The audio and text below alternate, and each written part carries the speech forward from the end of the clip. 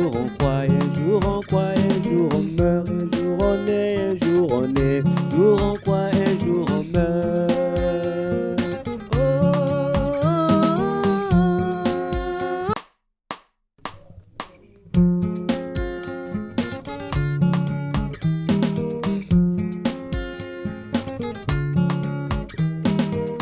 Un jour on est, un jour on croit, un jour on croit, un jour on meurt, un jour on est, jour on est, un jour on croit, un jour on meurt, un jour on est, jour on croit, un jour on croit, un jour on meurt, un jour on est, un jour on est, jour on croit, un jour on meurt.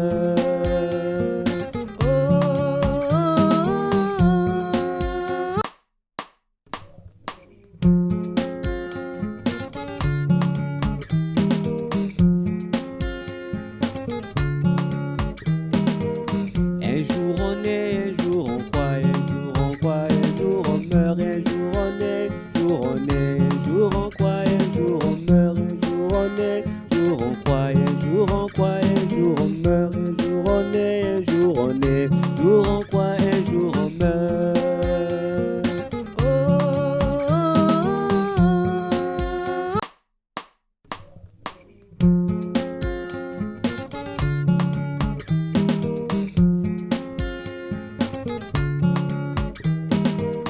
Un jour on est, un jour on croit, un jour on croit, un jour on meurt, un jour on est, jour on est, un jour on croit, un jour on meurt, un jour on est, jour on croit, un jour on croit, un jour on meurt, un jour on est, un jour on est, jour on croit, un jour on meurt.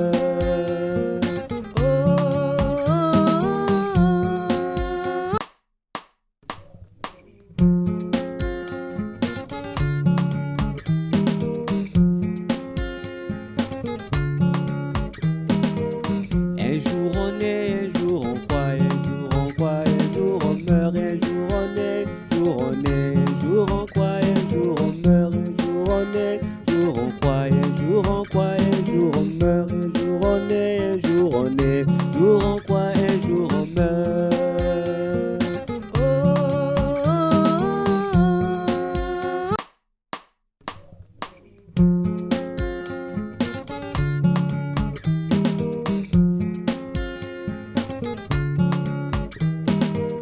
Un jour on est, un jour on croit, un jour on croit, un jour on meurt, un jour on est, jour on est, un jour on croit, un jour on meurt, un jour on est, jour on croit, un jour on croit, un jour on meurt, un jour on est, un jour on est, jour on croit, un jour on meurt.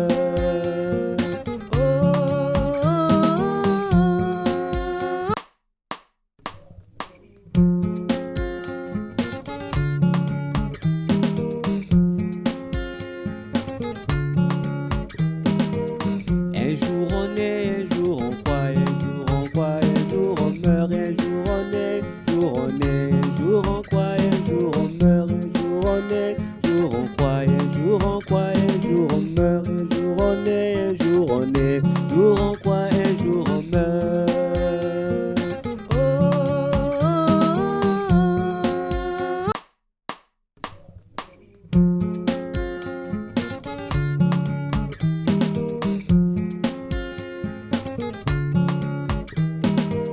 Un jour on est, un jour on croit, un jour on croit, un jour on meurt, un jour on est, jour on est, un jour on croit, un jour on meurt, un jour on est, jour on croit, un jour on croit, un jour on meurt, un jour on est, un jour on est, jour on croit, un jour on meurt.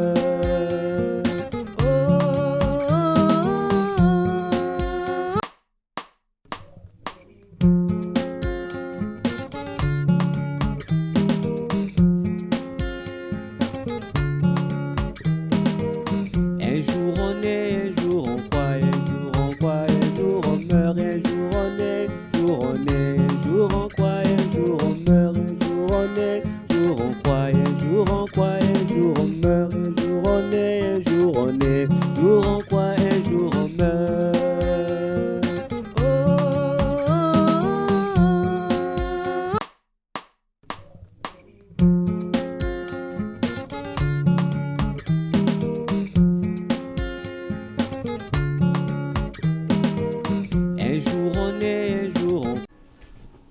vous salue tous au nom de Jésus. C'est encore un grand plaisir d'être parmi vous aujourd'hui, vraiment pour parler d'un sujet qui concerne tous les hommes. Alors vraiment, je demande que la main du Seigneur soit avec nous pendant ce moment, parce qu'il s'agit vraiment d'un sujet très très important, comme je vous l'ai dit, qui concerne tout le monde. Concerne tout le monde. Alors, vraiment, comme je l'ai dit toujours, hein, pour avoir des bénédictions, pour avoir une bénédiction gratuite hein, dans tous les domaines, alors moi je te conseillerais de partager le message, que ce soit maintenant ou après. Ce message qui pourra aider vraiment plusieurs personnes à se remettre en ordre parce que ta vie est précieuse. D'accord? Ta vie est précieuse. Alors vraiment, que la faveur et la grâce du Seigneur soient avec vous.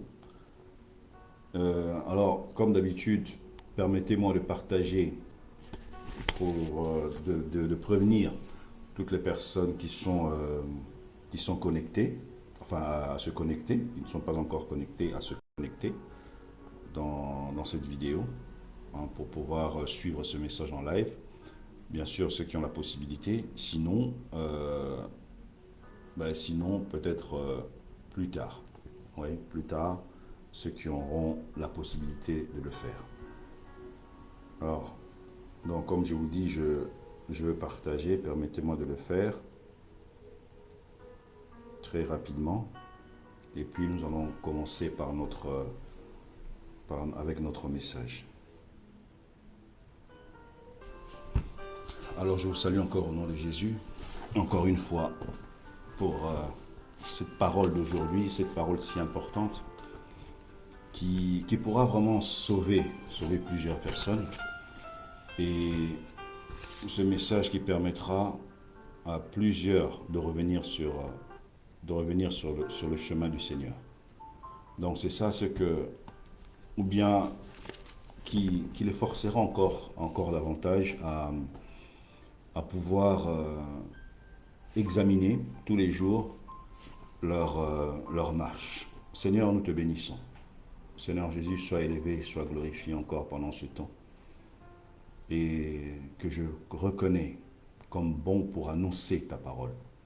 Je voudrais que tu puisses régner, tu puisses te manifester pendant ce temps, dans la vie de toute personne qui entrera dans ce live et dans la vie de toute personne qui écoutera ce message par la suite. Touche leur cœur, touche leur âme et leur esprit. Que ce message puisse les fortifier, les encourager à se poser des questions sur ce qu'est réellement leur vie et quelle est et ce qu'elle vaut. Je te remercie également, Seigneur, de parler personnellement dans la vie de toute personne, Seigneur, qui prendra le temps, qui mettra son oreille à écouter ce message, que tu puisses disposer une place dans leur cœur pour que ce message y soit ancré. Sois encore glorifié, Seigneur, toi qui dis que l'homme ne vivra pas de pain seulement, mais de toute parole qui sort de la parole de Dieu. Je vais annoncer ta parole, Seigneur, que tu parles, que je sois cet instrument que tu vas utiliser maintenant pour sauver des âmes, pour restaurer, pour relever, pour redresser, pour encourager, pour fortifier. En ton nom, Seigneur Jésus, j'ai ainsi prié. Amen. Alors, je vous salue encore une fois. Mes frères et sœurs, j'ai pris au moins 10 minutes pour pouvoir partager et pour faire cette courte prière. Vraiment, ce thème, c'est un thème, même moi, donc en le préparant depuis presque un peu plus d'une semaine quand même, je me suis dit non, il faudrait quand même parler sur cela parce que c'est que je vois quand j'ouvre Internet, quand j'ouvre les réseaux sociaux pour partager certains versets bibliques, certaines prédications, certains enseignements, je vois lorsque une personne publie un décès ou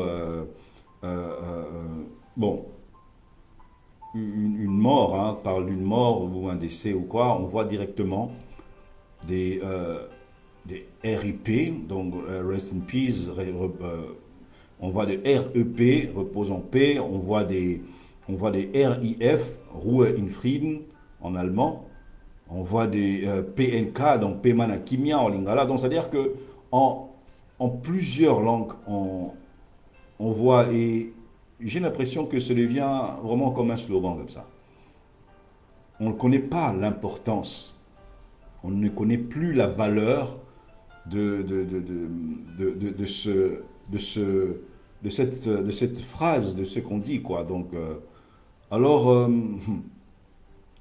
je voudrais parler aujourd'hui, je voudrais parler concernant justement, pas cette phrase, aussi, entre autres, oui, mais plus ce qui se cache après la mort, après ton passage, après mon passage de cette terre.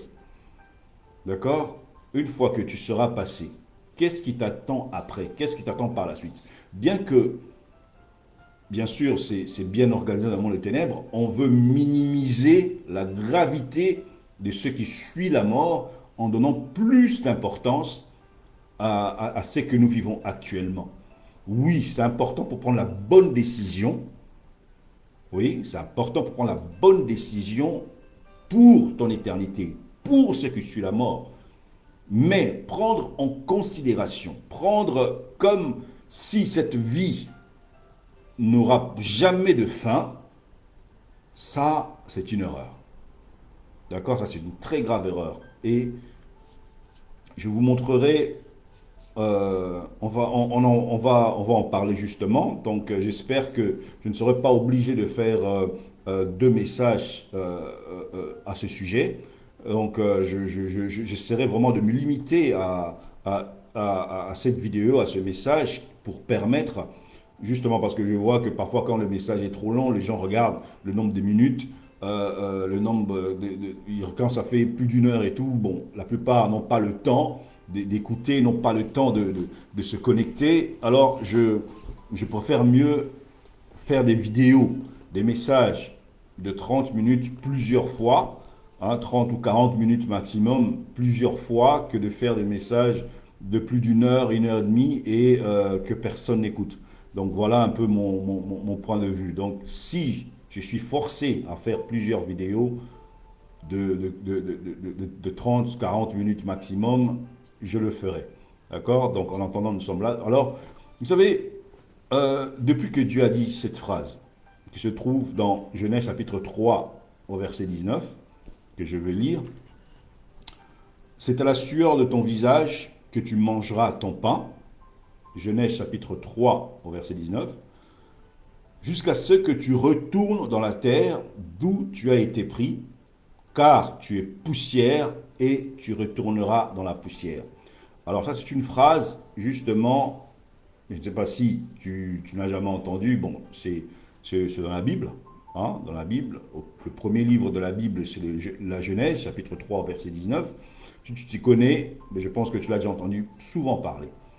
Justement, c'est ce que Dieu a dit à Adam et bien sûr à Ève, suite à leur désobéissance à la parole de Dieu. D'accord? Suite à l'obéissance à sa parole. Alors, il a dit que l'homme retournant dans la poussière. C'est-à-dire que Dieu, pour condamner l'homme, justement pour que l'homme ne vive pas éternellement avec son péché sur la terre,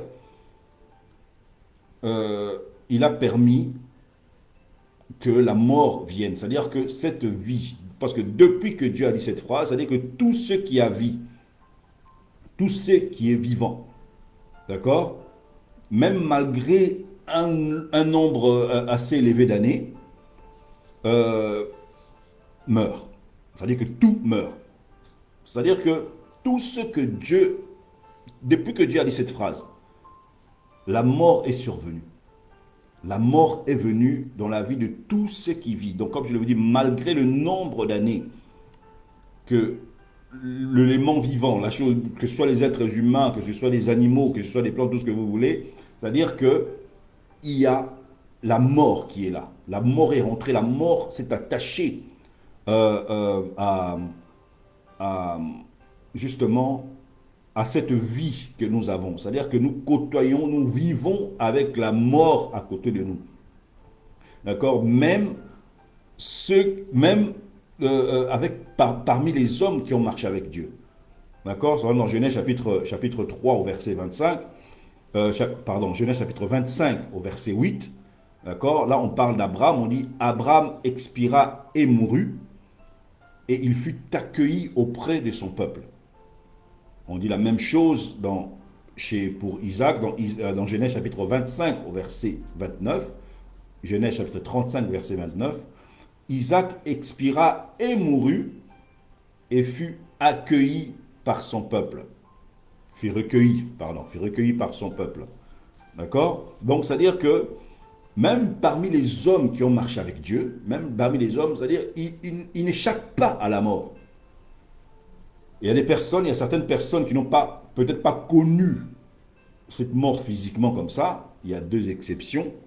Il y a une fois Enoch. La Bible dit que Enoch marcha avec Dieu et il ne fut plus parce que Dieu l'enleva.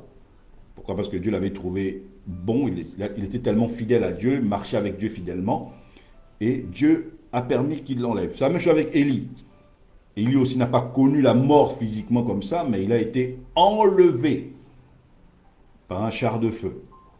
Alors, parfois, je vois plusieurs personnes, plusieurs films qui se font, où tu vois des acteurs vraiment à la recherche des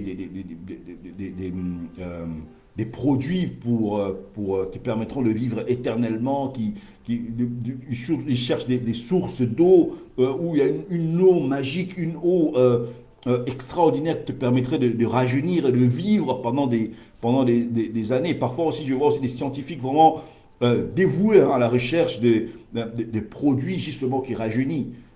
Combien de produits ne nous vendent pas-t-on sur le marché qui te feront rajeunir, faire disparaître le ride? C'est-à-dire que tous les hommes sont focalisés justement pour vaincre cette mort-là, pour un peu prolonger leur vie, parce qu'ils savent qu'il y a une fin, mais ils sont là en train de rechercher. Alors je veux aussi un reportage où il y a un homme, il était assez âgé quand même, mais il paraissait très jeune. D'accord, il paraissait très jeune. C'est un homme qui a beaucoup d'argent. Et il avait un fils de, je sais pas, de 7 ou 18 ans. Alors, il se faisait traiter avec les cellules de son fils. Alors, pour que ses organes intérieurs ne vieillissent pas. Il était entouré par plusieurs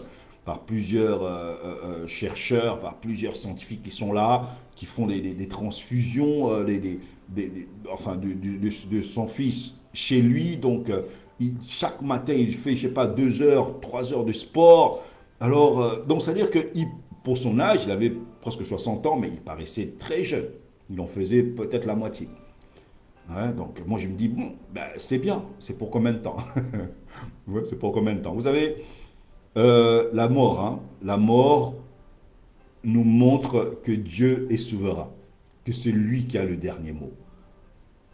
Déjà par rapport à cette phrase de Genèse chapitre 3 verset 19, les hommes doivent comprendre que non, il y a un Dieu souverain. Il y a un Dieu souverain. Peu importe les efforts que tu fais, peu importe le niveau de sécurité que tu prendras pour ne pas justement mourir assez tôt, oui, sache que c'est un rendez-vous que tu ne peux pas manquer. D'accord? Dans Job chapitre 16 au verset 30, on va le prendre vite fait. Job chapitre 16 au verset 30.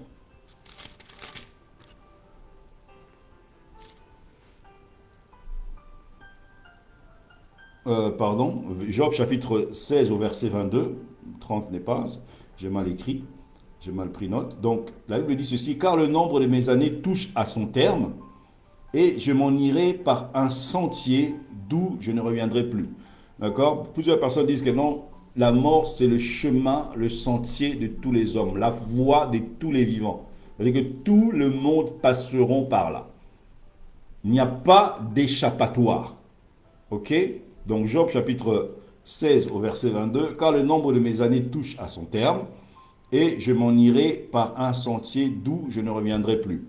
Alors, si nous prenons aussi Hébreux chapitre 9 au verset 27, ça c'est un verset aussi que beaucoup de personnes lisent et connaissent, du moins pour ceux qui méditent la parole, pour ceux qui écoutent, ceux qui méditent la parole quotidiennement.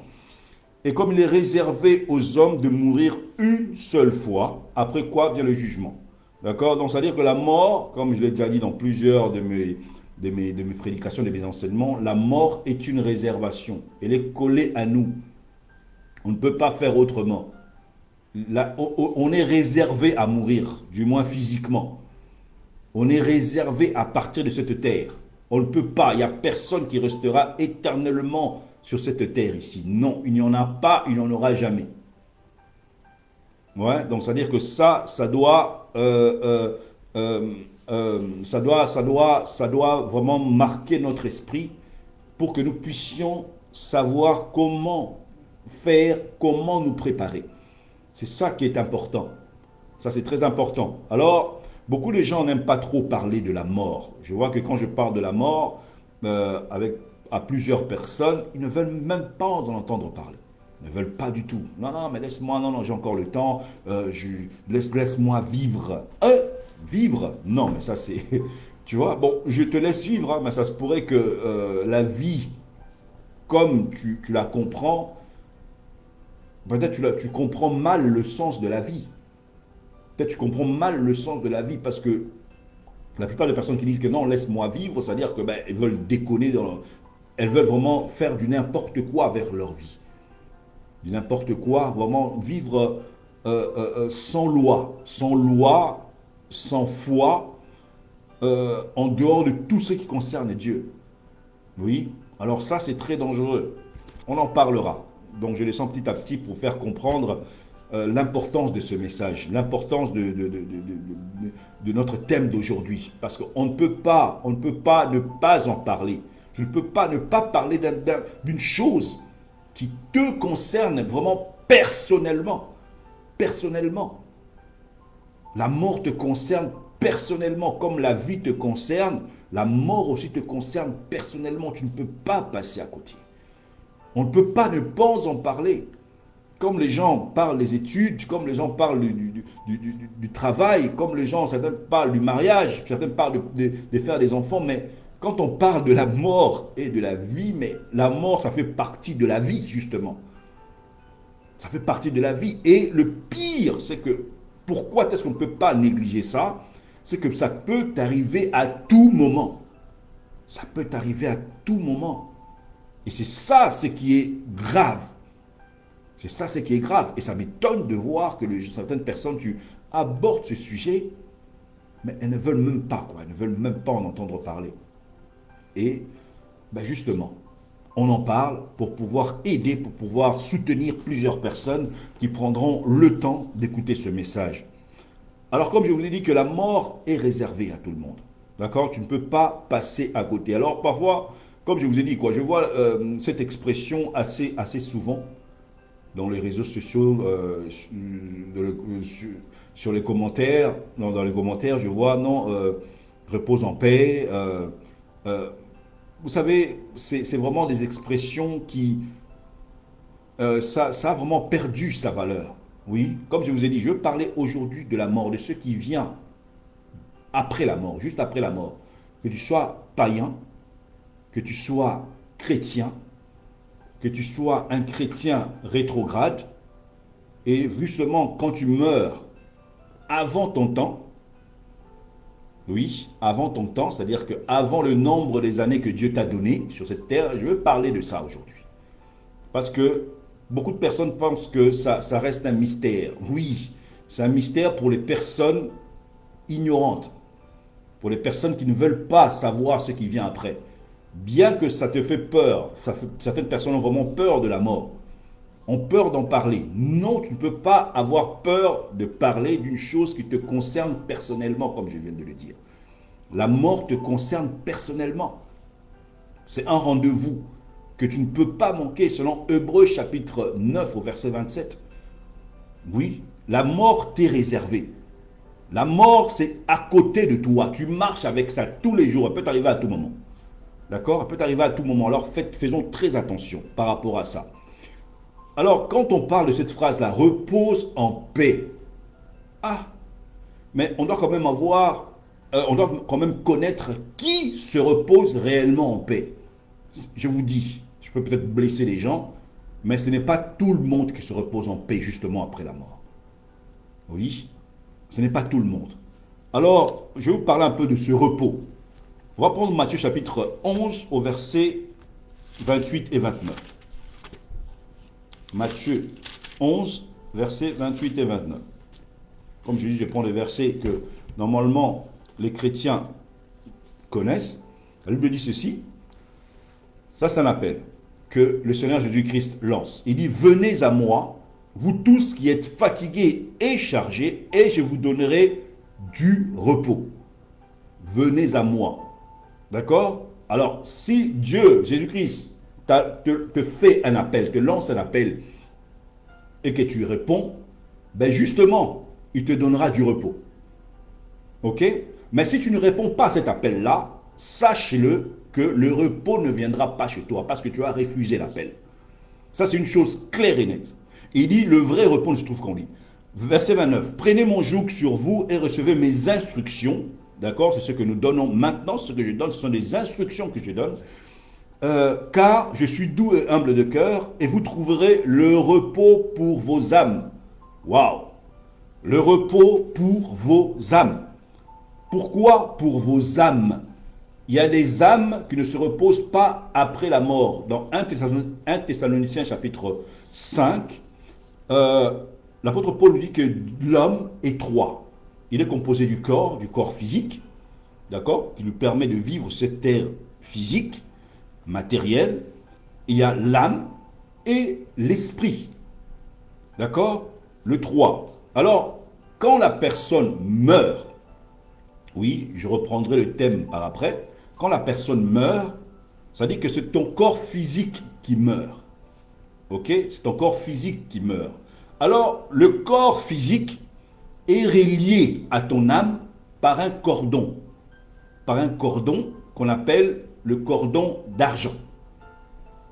Ok? Alors, quand tu meurs, ce cordon-là se coupe. C'est comme un cordon ombilical se relier au niveau du nombril. Hein? Au niveau du nombril. Hein? Moutolou. Bon, Narbel. Tu vois? Donc, c'est relié. Donc, ton âme est reliée à ton corps physique à partir de ton nombril. Par un cordon qu'on appelle un cordon d'argent.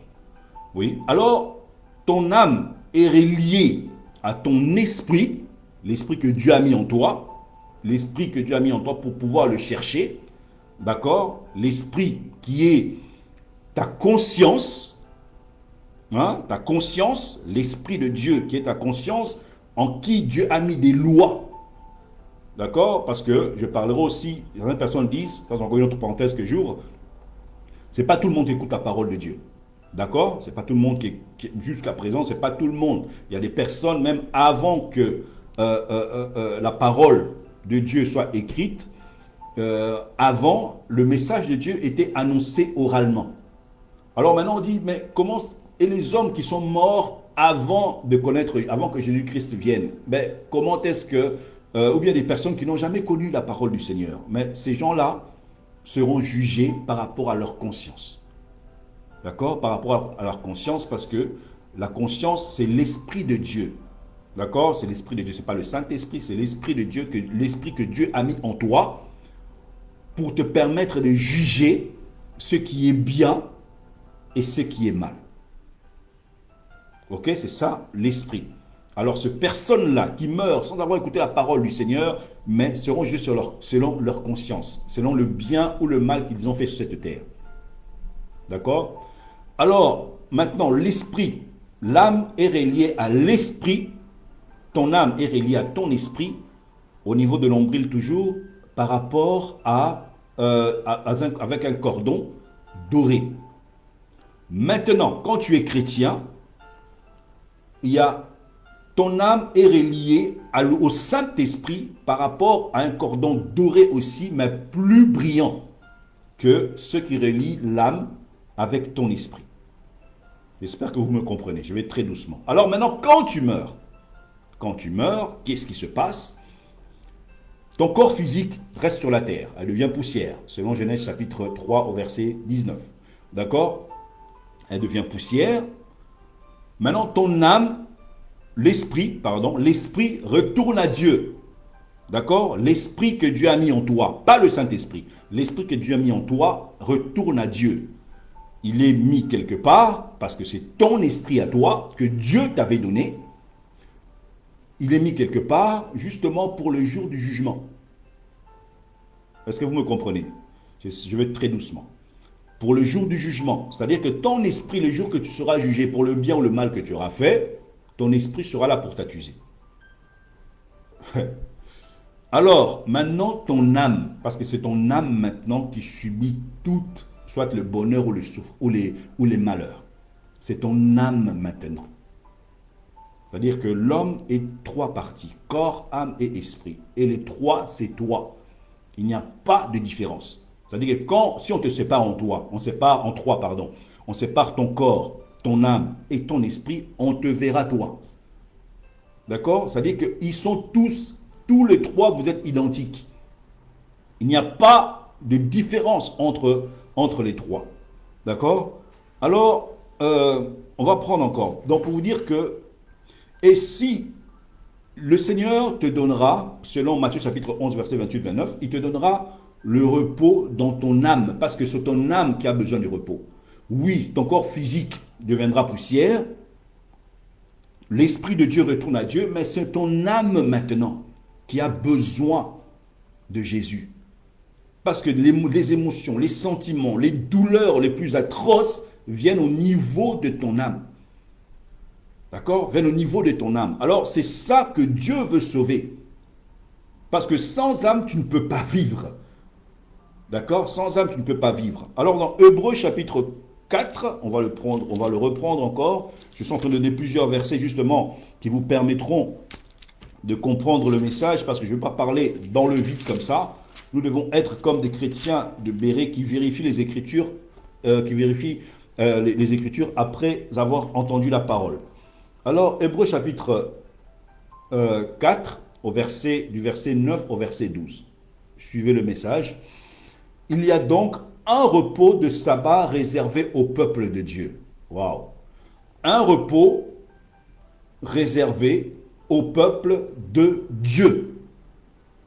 Un repos. Alors, quand tu dis repose en paix à un païen, je te dis, faire partie du peuple de Dieu, c'est de recevoir Jésus-Christ dans sa vie comme son Seigneur et son Sauveur. Ok? Alors, toute personne qui n'a pas reçu Jésus-Christ dans sa vie comme son Seigneur et son Sauveur, je vous dis déjà, il n'y a pas de repos en paix. Il n'y a pas de repos. Verset 10. Car celui qui entre dans le repos de Dieu se repose de ses œuvres, comme Dieu se reposait des siennes. 11. Empressons-nous donc d'entrer dans ce repos. Waouh! Donc là, encore un conseil. On dit, faites vite pour entrer dans ce repos. Pourquoi faites vite? Parce qu'on ne sait pas, tu ne sais pas le nombre d'années qui te reste à vivre. Tu ne sais pas. Ce repos-là, pour le moment, c'est gratuit. Tu peux faire le gros dos, le dur. Non, je n'ai pas besoin de ça. Je peux vivre je suis en bonne santé, mais tu ne sais pas ce qui viendra après, juste après. Tu ne sais pas ce qui t'attend. C'est pour ça que la Bible nous conseille, dit, empressons-nous donc d'entrer dans ce repos, afin que personne ne tombe en donnant le même exemple de désobéissance. D'accord? Verset 12, car la parole de Dieu est vivante et efficace, plus tranchante qu'une épée quelconque à deux tranchants, pénétrant jusqu'à partager âme et esprit, jointure et moelle, elle juge les sentiments et les pensées du cœur. Donc, ça veut dire que c'est la parole de Dieu qui partagera ton âme et ton corps. C'est-à-dire que cette parole-là que Dieu a dit, que Dieu a dite, que tu retournant dans la poussière, c'est cette parole-là qui s'accomplit jusqu'à présent dans la vie de tout être humain. Personne ne vivra éternellement cette terre. Il y a un temps pour Dieu. d'accord, le repos est réservé uniquement au peuple de Dieu. D'accord? Elle n'est pas réservée aux incroyants. Elle n'est pas réservée aux personnes qui font le dur. Elle n'est pas réservée aux personnes qui font les têtus. Elle n'est pas réservée aux incrédules qui meurent, qui quittent cette terre. Alors, la paix maintenant. C'est vrai qu'il y a plusieurs versets. J'ai essayé de prendre quelques versets quand même pour pouvoir expliquer la paix. Éphésiens chapitre 2 au verset 14. Car il est notre paix, lui qui de deux n'en a fait qu'un et qui a renversé le mur de séparation, l'inimitié. D'accord? Et en verset 15, et a anéanti par sa chair la loi des ordonnances dans ses prescriptions. Il a voulu créer en lui-même, avec les deux, un seul homme nouveau en établissant la paix. Donc, on voit bien que Jésus-Christ, c'est pas pour rien qu'il est appelé le prince de paix. D'accord? C'est lui notre paix. Car il est notre paix. Il est notre paix avec qui? Justement avec Dieu, parce qu'il y avait le péché qui nous séparait. Pour vous dire encore une fois que ce repos en paix, ce n'est pas pour tout le monde. Ce n'est pas adressé à tout le monde. Ça ne concerne pas tout le monde. D'accord? Alors dans Romains chapitre 5 au verset 1, verset 1er, Romains chapitre 5 au verset 1, étant donc justifiés par la foi, nous avons la paix avec Dieu par notre Seigneur Jésus-Christ. Est-ce que vous me comprenez? Je pense que ce verset est clair. Étant donc justifié par la foi, c'est ta foi qui te justifie. La foi, pas en ton argent, pas en ton travail, pas en ton santé. D'accord? Pas la foi que tu mets en la nourriture, la bonne nourriture bio. D'accord, sans pesticides, sans quoi que tu veux, la nourriture que toi-même tu contrôles. Non, c'est pas ça. C'est pas ça qui te donne la santé. C'est pas ça qui te donnera, qui permettra. Ça pourra peut-être te donner une bonne santé, de la force, tout ce que tu veux, mais ça ne te permettrait pas d'échapper à la mort. C'est ça justement que les gens oublient. Donc, étant donc justifiés par la foi, nous avons la paix avec Dieu par notre Seigneur Jésus-Christ. Jésus-Christ, c'est lui qui donne le vrai repos et c'est lui qui donne la paix. Alors, tous les hommes en dehors de Jésus, toutes les personnes qui meurent en dehors de Jésus, je vous dis, se reposent en paix là. Faisons très attention. Peut-être que c'est devenu, comme je vous ai dit, c'est devenu un slogan. Un slogan comme ça. On en parle, mais on ne sait pas. On ne sait pas d'où. On ne veut peut-être pas blesser quelqu'un, on ne veut peut-être pas blesser des hommes ou des femmes, des frères ou des sœurs. Mais on dit cette phrase justement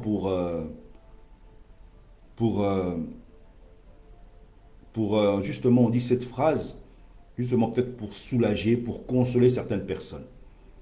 D'accord? Alors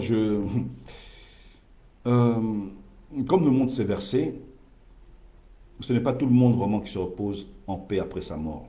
Ce n'est pas dit parce que tu as souffert, tu as tant souffert pendant ta vie sur la terre qu'après ta mort, tu vas avoir une consolation quelque part. Non. Ce n'est pas dit parce que, justement, il y a des personnes même qui ont souffert sur cette terre, après leur mort, continuent à souffrir. Et ça n'aura pas de fin. Ce n'est pas parce que tu étais riche, cette terre, tu avais des serviteurs, des servantes, tu avais tout ce que tu voulais, qu'après ce sera la même chose. Non. Détrompez-vous. Détrompez-vous. Le vrai repos, c'est en Jésus. Le vrai repos, c'est en Christ. Le vrai repos, c'est Jésus-Christ qui la donne. La vraie paix, c'est Jésus-Christ qui la donne. Ce qui nous suit après la mort. Regardez un peu l'exemple de l'homme riche et Lazare dans Luc chapitre 16. Vous allez voir que cet homme riche, il avait tout ce qu'il voulait. Il avait tout ce qu'il voulait.